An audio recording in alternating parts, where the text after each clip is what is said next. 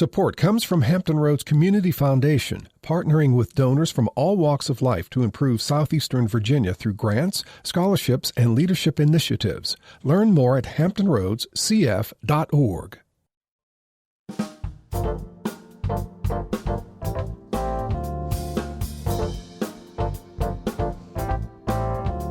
Hello, everyone. I'm Barbara Ham-Lee.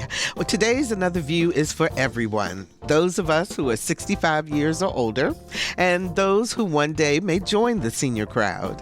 What kind of senior are you or aspire to become?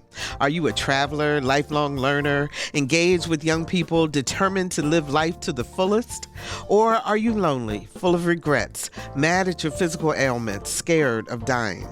Up next on Another View, the challenges and the joys of growing older with grace. Retired nurse and educator and current author Dr. Carolyn Stegman joins us right after this national, regional, and local news from NPR and WHRO News.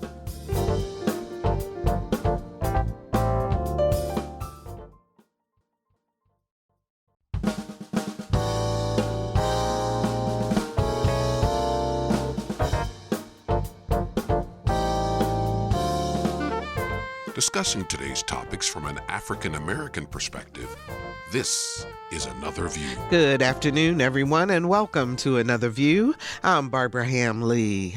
We begin today's Another View with a tribute to former Norfolk City Council member Paul Riddick, who passed away this week. Our Lisa Godley has the story.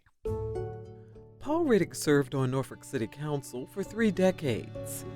Elected leaders from Norfolk, state politics, and national were quick to share their thoughts about Paul Riddick.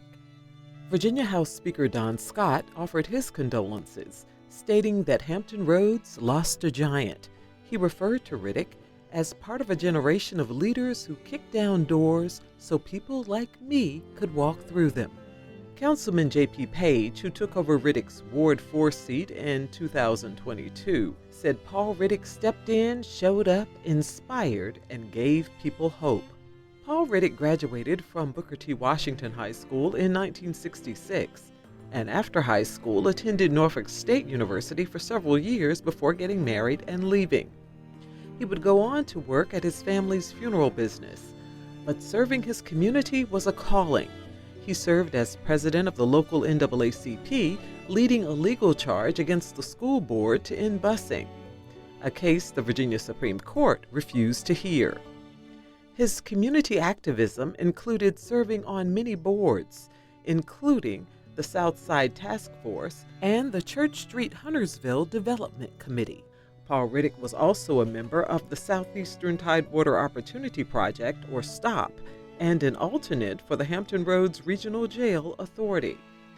Congressman Bobby Scott describes Riddick's passing as a tremendous loss for the city of Norfolk. He says Paul Riddick brought a deep understanding of his community and an unwavering determination to improve the lives of his constituents. Circumstances surrounding his death are not clear at this time, but friends and colleagues say Riddick had been battling health issues for a while.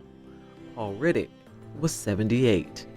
Another View would like to express heartfelt sympathy and our deepest condolences to the Riddick family and the former councilman's many colleagues, friends, and constituents. And we, again, extend our sincere condolences to the Riddick family. I had the pleasure of working with Mr. Riddick on many occasions, and he will be missed. We'll be right back.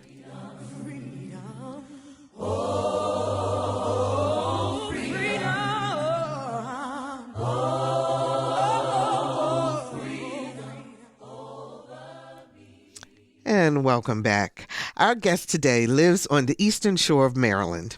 For years, she taught the psychology of death, dying, and bereavement, and the psychology of aging at Salisbury University. She's still teaching these subjects for the Association of Lifelong Learning, a continuing education program for older persons. For 7 years, she wrote a column for the Daily Times on diversity and interpersonal relationships, tackling issues of racism, sexism, and ageism. She's written 3 books: Women of Achievement in Maryland History, the novel A Gold-Mended Life, and her latest book is called The Sages of Oak Place, a novel about the reframing of aging in a community called Oak Place, where elders live fully in an atmosphere that values their often unsung yet extraordinary lives. Please welcome to Another View, Dr. Carolyn Stegman. Hi, Carolyn. How are you? Hi, Barbara. It's very glad to be here. It's an honor to be on your show. Oh, Thank you. thank you so much for joining me. I really appreciate it. So I have to tell you, my mother, one of her favorite sayings was always, growing older, never old. Do you agree with that sentiment? I sure do. I believe that it's also a mental process, and that the more that we're active in taking care of our health, the more positive our senior years can be. And that's what a place like Oak Place was developed for. We need Oak Place because it has services. It has, so many times we think that giving older people, more pills and more procedures is going to make them healthier. And in the last 100 years, we've gone from living to 47 years on an average to almost 80 on an average. Mm-hmm. But also, there comes a time, Barbara, when pills don't do it anymore. You know, you can give them 10 or 20 pills and it doesn't do it. And a procedure, you can fix their hip, you can fix their heart, you can fix some bones and stuff like that. But there comes a time when you can't do it. Yeah. And what we need to give to older people is services like a ramp to their house if they are using a walker or a cane. Because a lot of times houses become like jails. They can't get in and out of them. And things like ramps are not covered by Medicare and Medicaid. And also Meals on Wheels and day centers where they can come and socialize with each other and stop with the loneliness and the isolation that so often plagues them because their friends have died or their spouses or partners have died. Mm-hmm. And so we don't do this enough in the United States. And therefore, sometimes aging can become a very miserable time where people just curl up and wait for their final curtain call.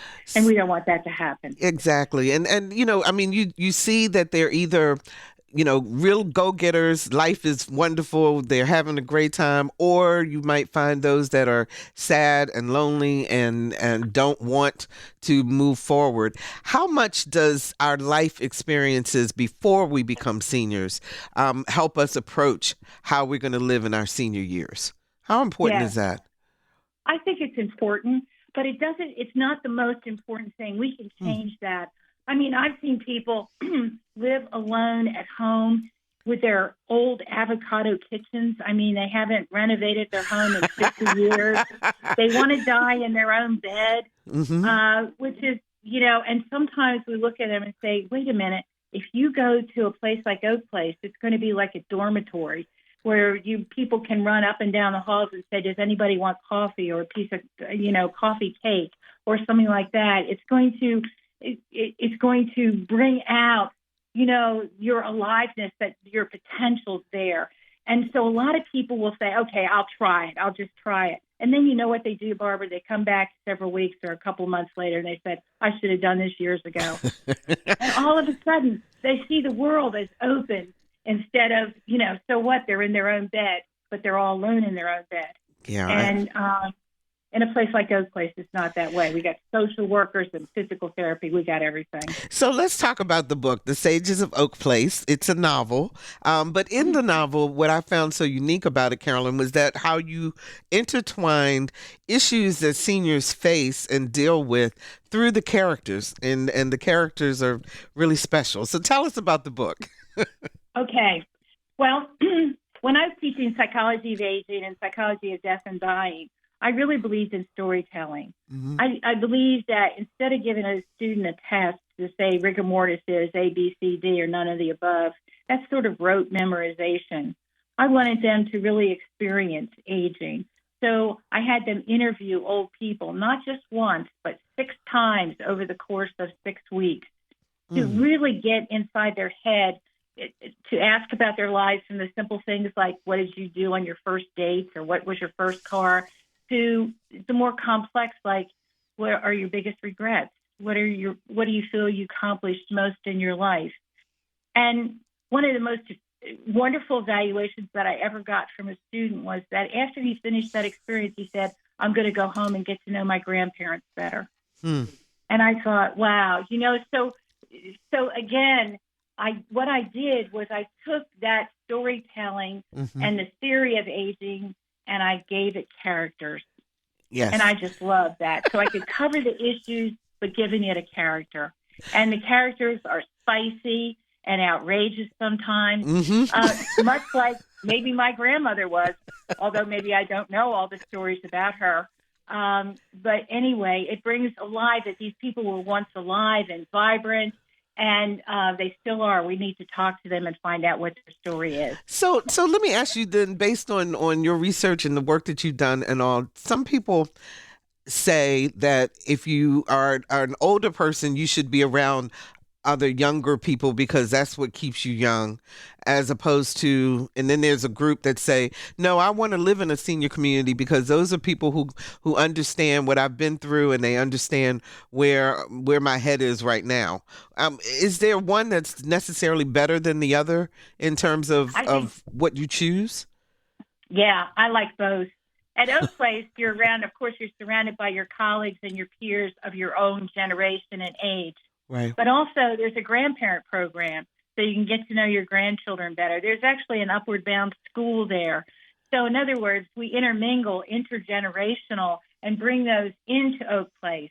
And so I believe that both are very significant, and that keeping in touch with the younger generation is very important, especially if they're your relatives and your grandchildren. They need to know you.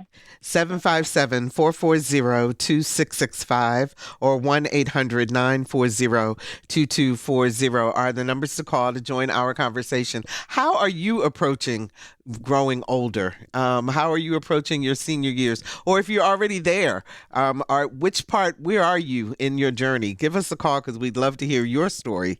757-440-2665 or 1-800-940-2240. So Oak Place, Carolyn, it's a fictional place. It's also a nonprofit. Most of the places where you can go and live now, communities that are oriented towards seniors, especially those on the high end, are definitely not nonprofit. You created a space where it's much more inclusive. Yes, I wanted it that way because, good care for the elderly is not reserved for the rich and famous. I'm sorry. And I didn't want Oak Place to be that kind of place. I wanted it to be not only intergenerational, but diverse. Yeah. And inclusive. DEI, so to speak, yes? It still exists in my book, and it still exists within me.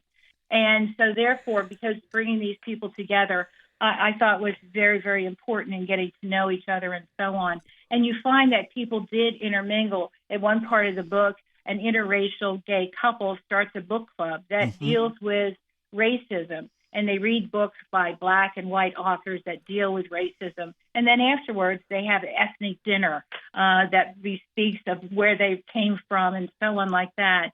So, again, they break bread together and they talk to each other. Yeah. And I love things like that happening at Oak Place. I think it's very important.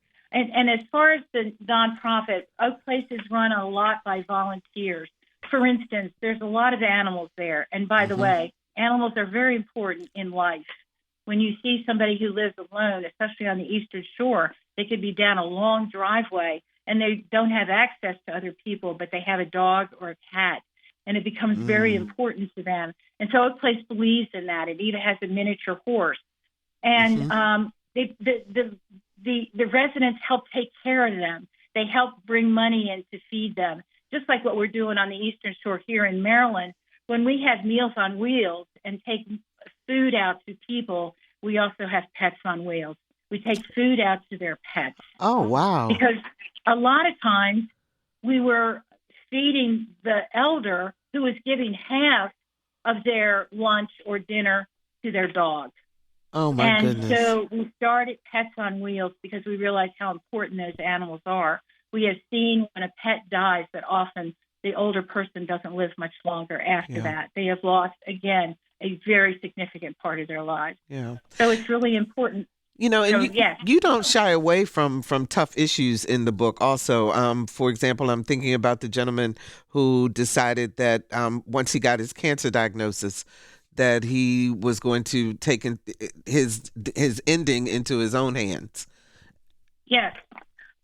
Suicide is very big with older. The most significant population rise in suicide is older adults over 80, particularly white men over 80. And wow, what's going on there? Chronic diseases, terminal illness, loneliness, isolation, late life depression.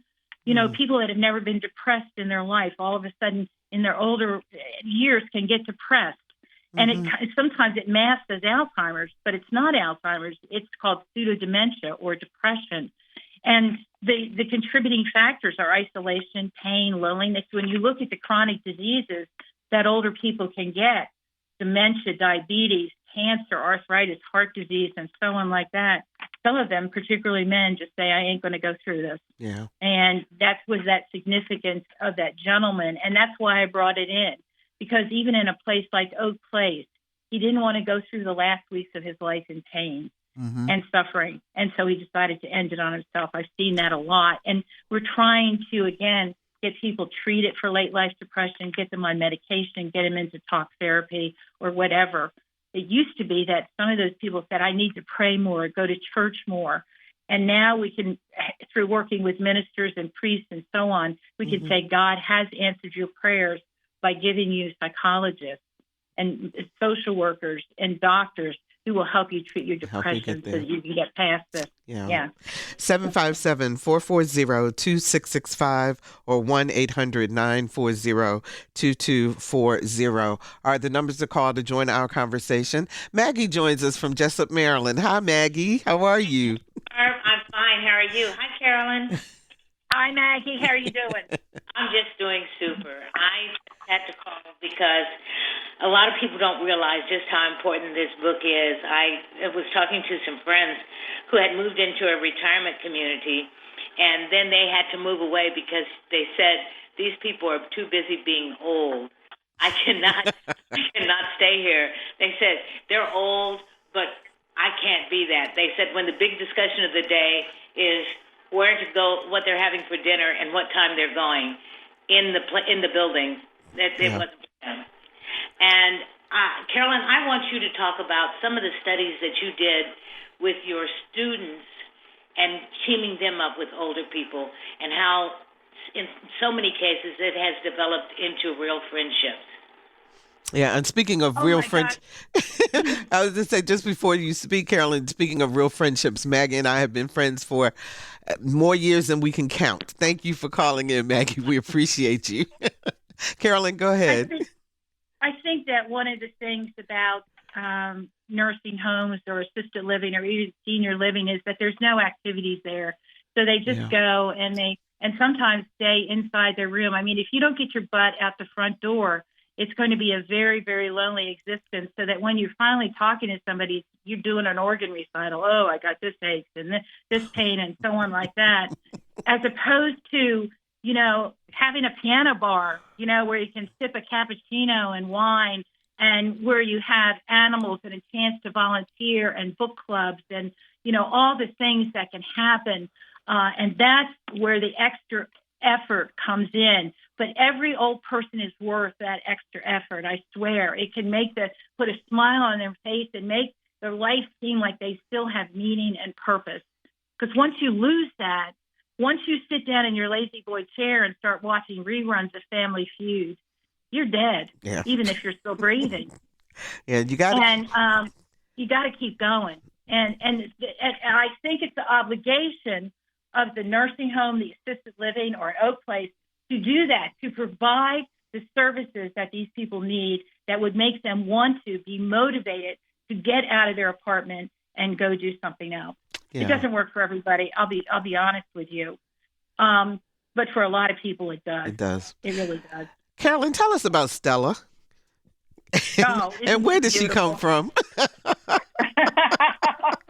She's She's a lot of characters. She I'll tell you. is. You know what she is? Writing your story. The death of an elder is like the burning of a library. And Stella would have gone to her grave had Catherine and other people, the FBI, not shown up to find out and peel the onion pieces back and forth to uncover a life that was so significant. You know, a lot of times we think that the only reason you write your story is because you got a Nobel Peace Prize or you went to the moon. I don't care about that. The backbone of America is the ordinary people who did extraordinary things, and Stella was one of those. And we would have never known if she hadn't told her story. She would have gone to the grave. And how many people do that? We don't know what they did. I just had a friend who uncovered a diary that had been 30 years in her attic, and it talks about how her father-in-law was an MIA in the Philippines, and he was shot down. Wow. Nobody ever knew that in the family, and he's been dead for since 1986. Mm-hmm. These are the stories we want to tell and why it's so important. And that's what Stella is. She's the untold story of so many of our grandparents or now our parents. I mean, I'm 80 years old, and there's things I wish I could still ask my mother. Absolutely. But I can't because it's over. Yeah. The book is called The Sages of Oak Place. It's a novel by Carolyn Stegman, and we are talking about growing older with grace here on Another View. I want to take a call from Caitlin. She is with the Senior Services of Southeastern Virginia, and I believe you guys have something special going on, Caitlin. Yes, ma'am. Thank you so much for having me. Sure. Hi, Caitlin. Right now we have... Hi, how are you, Carolyn? I'm fine. Thanks so much for sharing all the stories in the book. It's on my list, and I intend to tell everyone who will listen about it. Fantastic. Thank you very much. I appreciate that. Sure. So right now at Senior Services, we have a campaign going on called Help Us Say Yes. You know, the senior population is rising all across America right now, and with that comes the need of food insecurity. We have transportation issues. We have social isolation. So the campaign that we have going on right now is intended to raise money to help us breach that gap that we have. Okay, and so this will help to expand things like Meals on Wheels and things of that nature. Is that correct? Yeah. Yes, ma'am. Meals on Wheels. We have our transportation. We have a senior companion program, our homeless older adult program. We also have welcome home baskets. So it's really intended to bridge many of those gaps due to the low socioeconomic status and also just the way the world is going right now. You know, the price of fuel, the price of food, the price of rent, and those types of things. Mm-hmm. So all the things that Carolyn has been talking about, are those the same types of issues that you're dealing with at SEVA? Yeah, absolutely. You know, we have 11 senior centers across our service area, and I was just thinking, you know, they want to tell their story. They want to connect with people who are like-minded and similar. One of our senior centers a couple weeks ago actually did a show and tell. And as much as they, moaned and complained, it ended up being a really great time. They got to share a part of their story that maybe they hadn't thought about. And some people said it was childish, initially, but I think it really helped them kind of connect with who they used to be and who they still can be. Okay. Any advice, Carolyn, for Caitlin? Yes. I just taught a course on death and dying. It was called Why is Talking About Death Like Staring at the Sun? Meaning it's painful. And the first thing I had them do was their obituary. And at first they really bawled.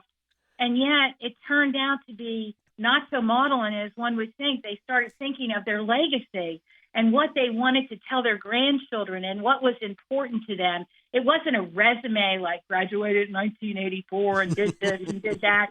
I mean, as so many boring obituaries are, but it was like, I got so much gratification out of delivering Meals on Wheels or out of being the coach of my granddaughter's Little League team or whatever. It made me feel that by the time I was done reading it, or by the time they were done reading it themselves, which they did, I knew so much more about that inner person and who they really were.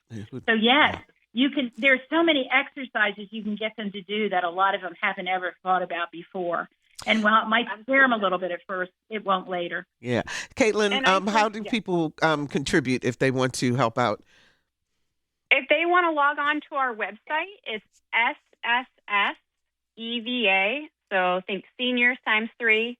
Mm-hmm. E as in elephant, V as in Victor, A as in apple.org, and go to our Ways to Give page. It's all the way on the right-hand side.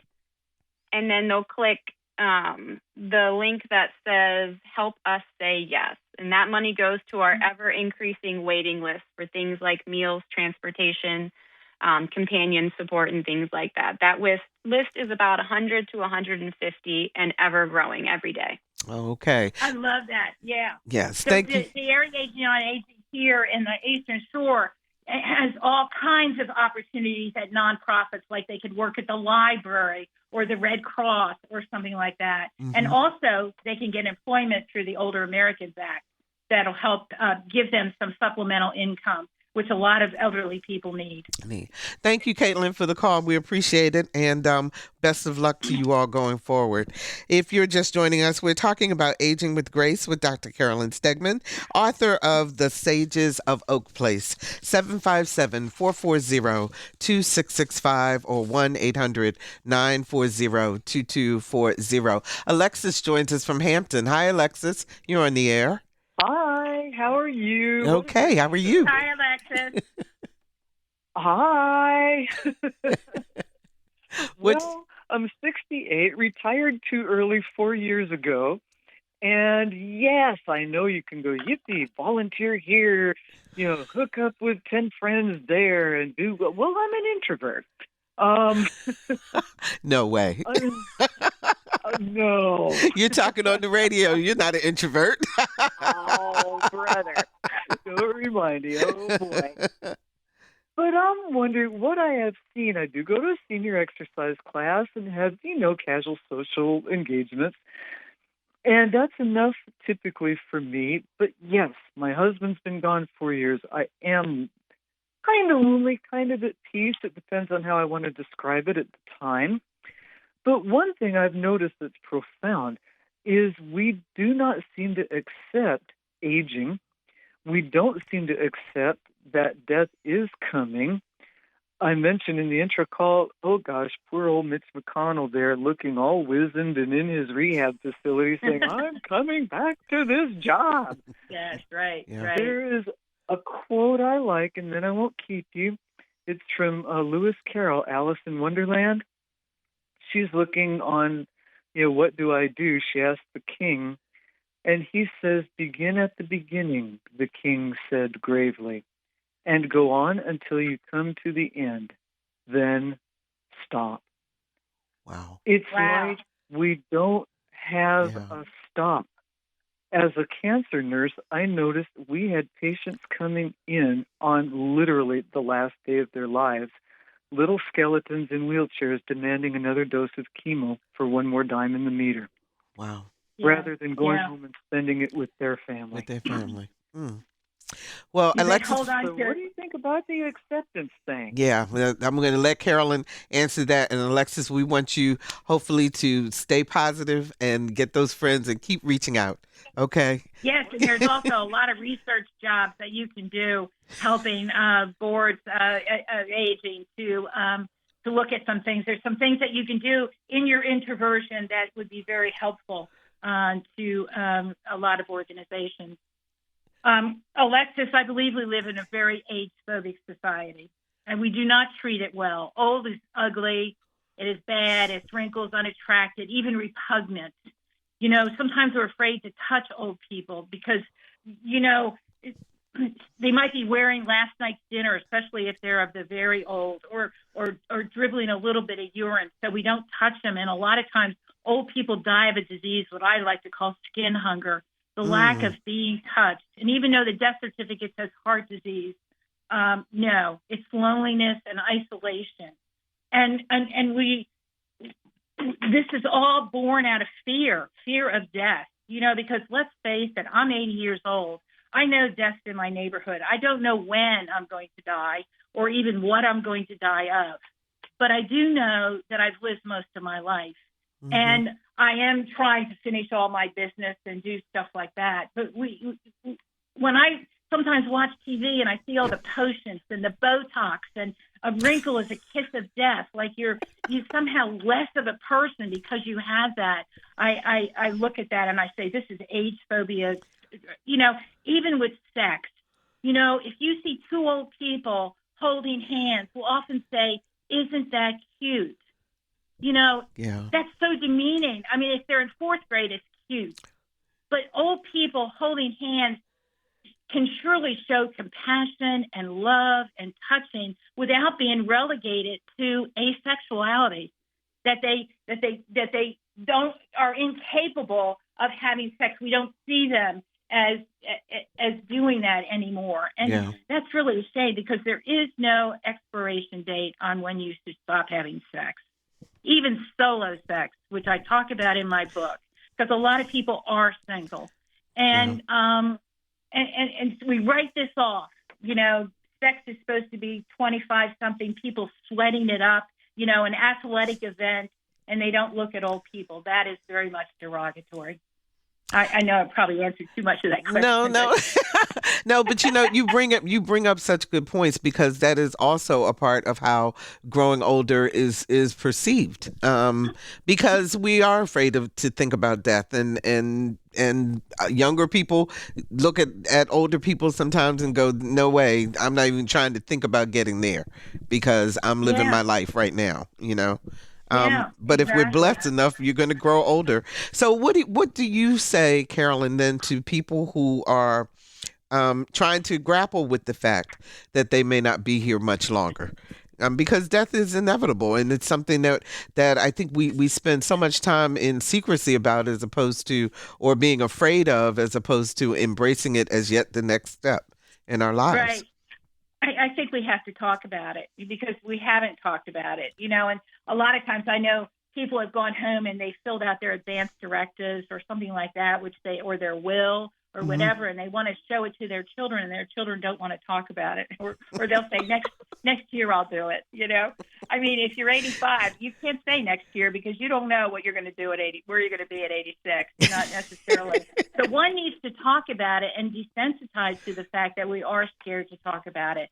And it doesn't have to be from a religious standpoint, because there are many people who believe they have some place to go, but there are also many people who believe that it's over. And so I don't go into that. That's their own journey in terms of their religious beliefs or whatever. I just go into the fact that they need to make their journey. If they need to forgive somebody for something, or thank them, it's so simple when you're getting old to look at somebody and say, I want to thank you for what you did back 30 years ago.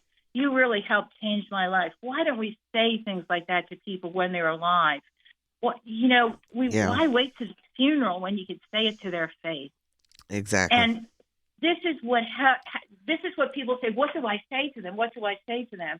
If you go in to see a cancer patient, don't go in and say, oh, you look wonderful today. Isn't the weather lovely? I mean, we do everything we can to avoid talking about the fact that they have cancer and their life is very limited, and they could go down in the next few weeks. Instead, I was just saying, just thank you. I want to thank you for this and that, and get talking, or even forgiveness. Sometimes people need to do that. Old issues that are years and years old, finally people are seeking forgiveness or asking to forgive them. And finally expressing your love to somebody. I just think I can almost get tears in my eyes now just thinking of talking to somebody you care about and being able to tell them you love them before they die. Yeah, absolutely. That's so important. Yes. And yes, you're going to cry. People are afraid they're going to lose it. They're going to lose their emotions. They're going to start sobbing, and they're really scared, especially men. We've been taught, don't cry, be a John Wayne, be all this kind of stuff. And that's just utter nonsense that they can't express their emotions, who they are. But they're scared to do it. Yeah. Now, you do have some seniors, Carolyn, who say, you know what, I'm 70 years old now. I'm going to speak my mind. I'm going to say what's on my mind.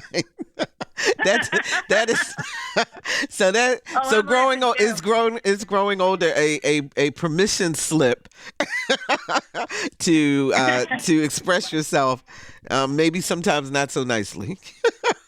Yeah, I don't know. I have mixed feelings about that. I don't think you need to go down and say I've always hated you, and I don't know what good it does, and why you haven't said it or why you didn't, resolve that years and years ago. Yeah. So a lot of times if people have been jerks in most of their life, they're going to be jerks as old people too.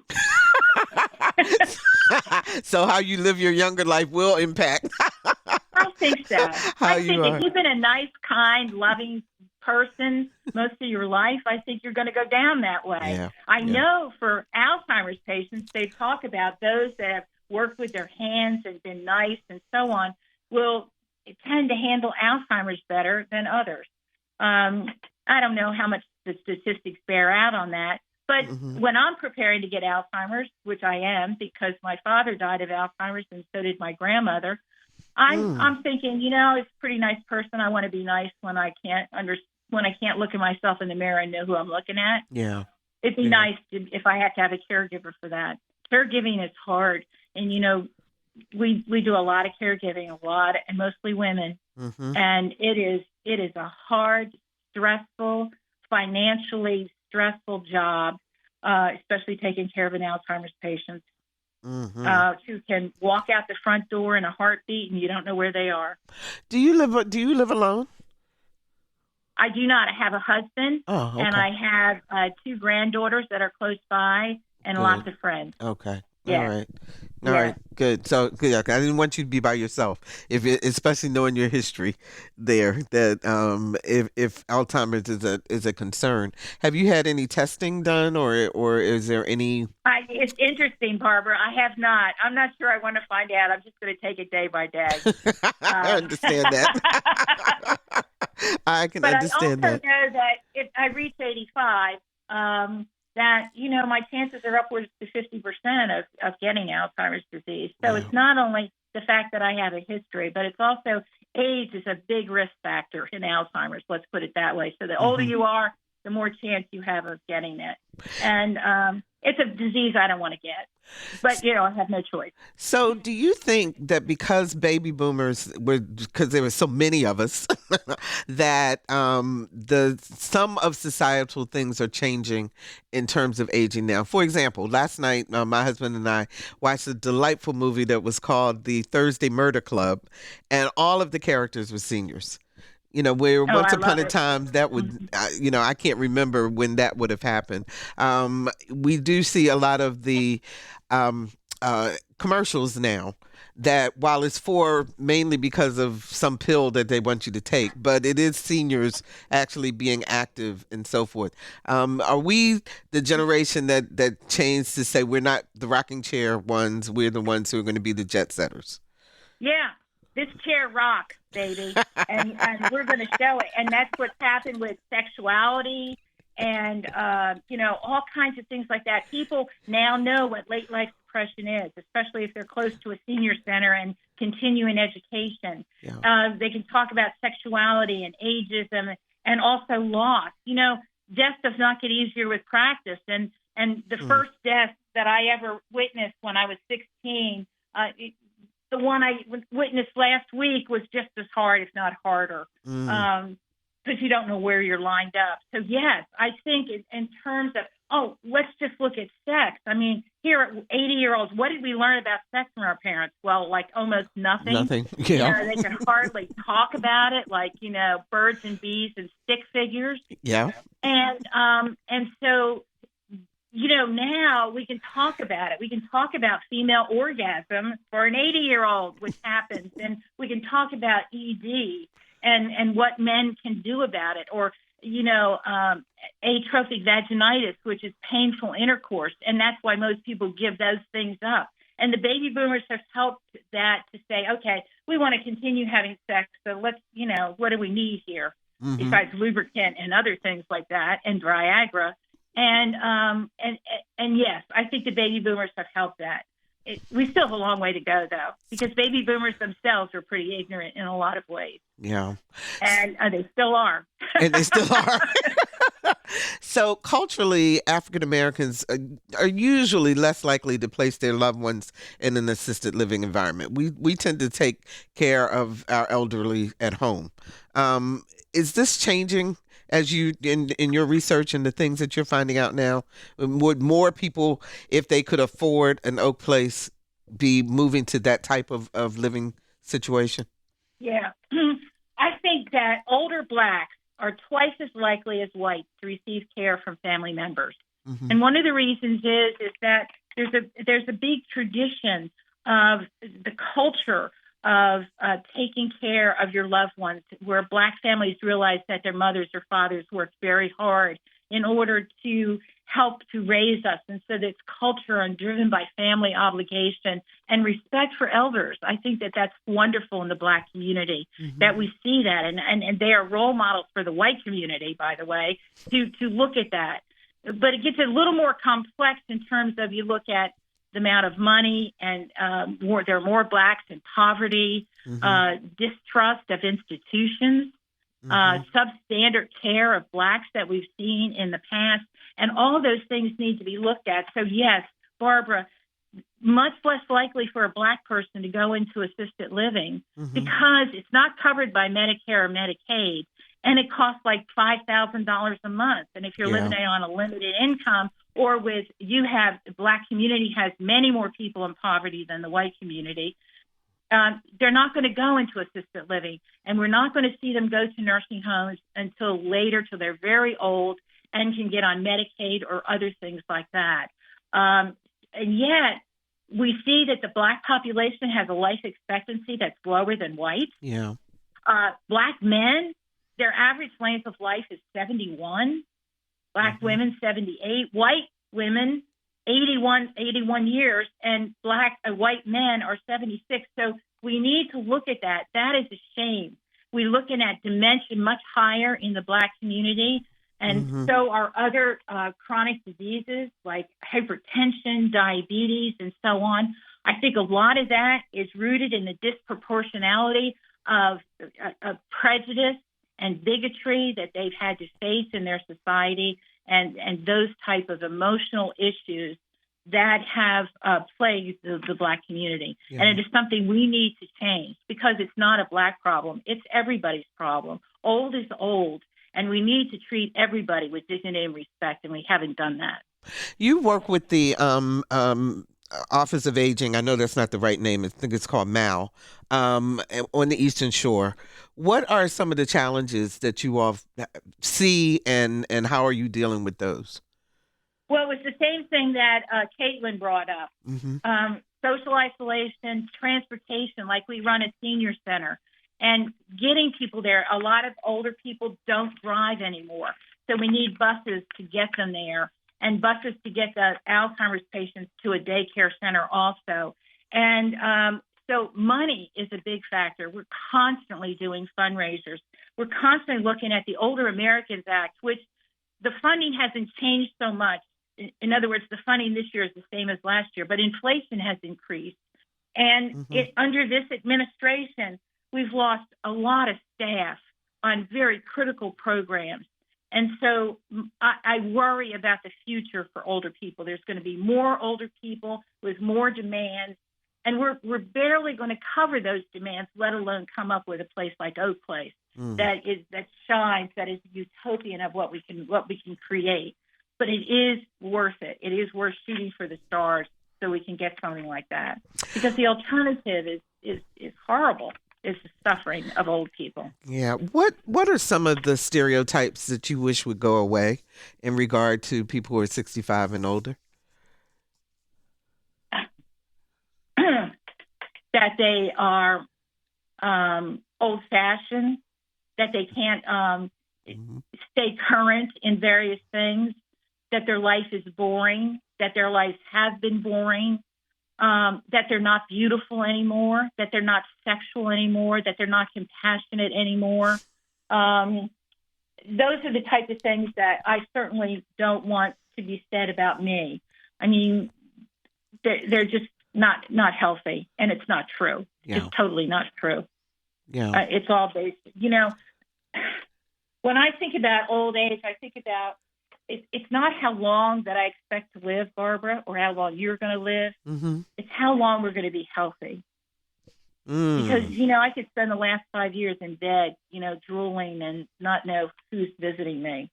That's not life. I don't want that kind of life. Like I say with my father, he died at 85 of Alzheimer's disease, and he stopped breathing at 89.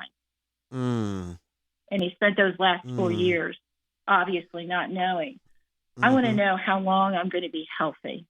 And it helps to know how we're going to die. And this is another reason why talking about death is so important, because only 10% of us, or 1 in 10, are going to go down quickly. When people are asked, well, how do you want to die? Well, plane crash, car crash, Yeah. Well, you get up and have a wonderful breakfast, and by dinner you're dead. But only 10% of us are going to go down that way. The rest of us are going to go down slow with chronic disease, dementias, cancer, heart disease.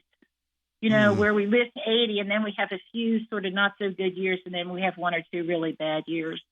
And that's when people disengage from society. That's when they finally say, I'm ready to go. I don't want to go out anymore, or whatever. And we need to stop that. We need to make those last years better than we have been. We give up too soon. And we don't have enough services. Yeah. We don't have enough services to make them feel better. Got you. Let's talk to Jim from Norfolk. Hi, Jim. You're in the air. Thank you. I am a retired pastor. I've been in ordained ministry 53 years, and I wanted to put a plug in for that intergenerational where older and younger get together, because that's a natural place where that generation is important. In our last parish before retiring, we had 80 people over 80 and 80 people under 10. And that bell curve was a real important thing. Wow. But my wife had an idea that was so useful. She sent older teens and young adults out to the over 80s to do a tape recording of some of their memories and their favorite Bible verse, their favorite hymn, and to talk a little bit about their life and how they came to be a part of a faith community. That resulted not only in a book that she published, but it just gave that intergenerational kick. And the people who received the interviewers commented all the time about how upbuilding and encouraging that was to facilitate an intergenerational dialogue. It was wonderful. Thanks. And when we retired and left that parish, the next pastor had a file with 80 people's stories, synopsis of their life. That's fantastic. Jim, I hate to cut you off. We're almost out of time, though, and I'm going to give Carolyn a chance to respond to you. Thanks so much for the call. Carolyn? Yes, Jim, your wife had a stellar idea. Splendid. I mean, bringing the intergenerational together as soon as they start talking. I mean, it's just wonderful, because a lot of times these older people will talk about when they were that age, teenagers or before, and here's what we did and here's how we did it. And it brings so much understanding. And the other thing is, when you ask them about their favorite song, which a lot of times, by the way, the number one song is Amazing Grace. And the other one is I Walk in the Garden with Zay. Music. I have seen people with Alzheimer's that are practically catatonic, and you start singing to them like Cab Calloway or something when they were growing up, when they were 15, what was the basic songs they were listening to, and they perk right up. And we've done actual studies that show they need less medication for calming them down if you sing to them, and sing to them the music that they remember from their childhood. Yeah. So we've got about 2 minutes left. I want to give you a chance to say what you want to people who are either entering their senior years or already there, and encourage them in terms of staying active, staying positive. Yes. Get your butt out the front door. You've got to do that. It's so important, and especially as you have loss. And also, loss, you need to talk about the loss and what it means to you. I mean, some people will tell you to get over your losses. You don't get over death. You never get over death. You get over the flu. but we live in such a get over it type of society. And what people need to do is to be able to go through their period of grief, which can be anger and all kinds of stuff like that, but going through the grief, that you end up with the person is not with you physically, but somehow in a new way, they're still with you. And so you have to be able to not push this down inside of yourself, but you need to be able to get out and say, okay, I am grieving, or I am scared of death, or I need to have help in this way, or whatever. So a lot of times you need to ask for the help that you need. And I think that that's very important, to take the responsibility. It's your aging, and by gum, you can do the best you can with it. It can be a wonderful part of your life, even though it's limited. Absolutely. It can be a wonderful part of your life. And so go for it. So, Carolyn, my birthday was 2 weeks ago. I turned 69. So I've been giving a lot of thought in terms of living life to the fullest. And I so appreciate your book. Where can people find The Sages of Oak Place? On Amazon or Barnes & Noble. Those are the two big places that you can find it. Okay. Yes. And give me feedback if you read it. Go ahead and write in and give me feedback on Amazon, or you can go to carolynstegman.org. carolynstegman.com, which is my website. Okay. And I will tell you also that there was a request from the production staff that you have it recorded as an audiobook so that they can listen. Oh, wow. That'd be wonderful. Get it on Spotify or on Audible or wherever, because the book is wonderful. It is called The Sages of Oak Place, a novel by Dr. Carolyn Stegman. Carolyn, thank you so much for being our guest today. It has been truly a pleasure to talk with you, and I wish you the very best. Thank you very much. Okay, you Barbara, take care. It's a pleasure for me. Thank you. Thank you. Bye. And audience, before we go today, I do want to remind you of two things. We are going live in the month of August, and we want to see you live and in person with us. The Rosenwald School, we're going to Cape Charles on the Eastern Shore. Everybody over on the Eastern Shore, we're coming August the 6th. That show will be live from the Rosenwald School there. And then on August 27th, we will be back at one of our favorite spots, Fort Monroe, and you will be able, if you come and be a part of the audience, to get a sneak peek in advance of the new African Landing Memorial statue that is being installed, I believe, as we speak. So go to whro.org/events. Register for both if you can, but pick one that you like and come and join us as we take this show out to the community so that you can watch us do the show live and also gain lots of historical perspective, which are some of the things that our audience really, really enjoy. Now, for our seniors that listen today, we hope that this show inspired you to embrace your older years with joy and wonder. And for those of you who are not yet seniors, hopefully you will consider what you've heard as you make your own choices of how you want to construct your later years. Now, you can listen to this show again or share it with a friend.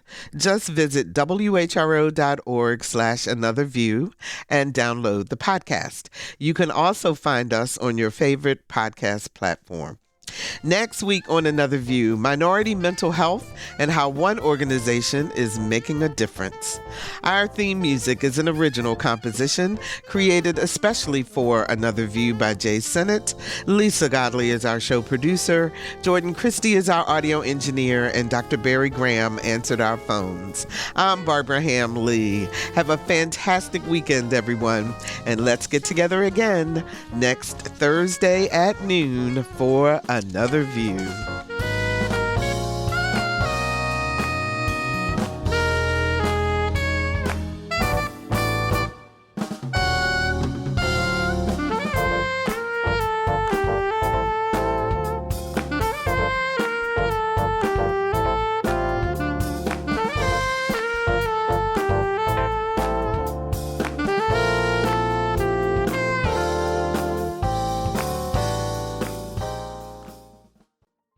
Support comes from Hampton Roads Community Foundation, carrying out your charitable wishes forever. Whether it's helping shelter animals, feeding the homeless, enhancing the arts, or supporting students. Learn more at leaveabequest.org.